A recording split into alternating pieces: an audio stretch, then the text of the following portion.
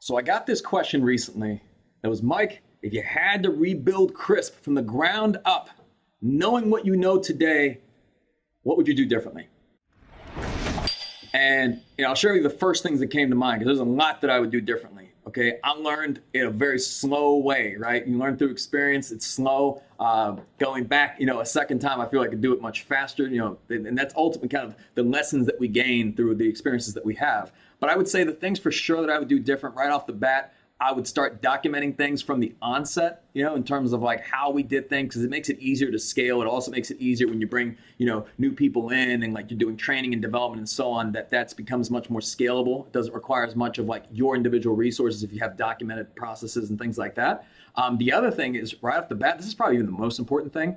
Right from the beginning, I would have never compromised in terms of hiring and bringing in the right people. Okay. So in terms of the hiring process and in vetting and making sure that we were hiring for the best versus best available and so on, at the end of the day, at the root of any problem really is people, and at the root of any solution is people. And, if you want to enforce a certain standard within your organization and so on, it really comes down to like how you hire and then how you fire, right? Because a lot of times it's like how you hire, that can dictate the culture, but also how you fire, what your standards are and so on. So I think that when you can start with a very high standard, when you don't compromise, especially on the people aspect, the very people that are working in your organization every day, that are representing you with your clients and so on, you get that part right, so many other things become much easier, right? So I think if I had to pick two things, that's probably it. I could probably list off 100 things that I would do differently. But knowing what I do now, I would say focus right off the bat on getting the absolute best people, in terms of aligning with our values, making sure that they align in terms of like being high accountable and so on, making sure that there's really clear,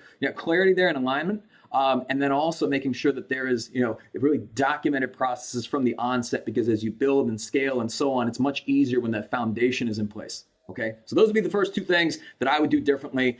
Tune in next time when I share the next two things, and we'll continue this series for the next 100 items. I'm just kidding, unless you guys want to. All right, have a good one.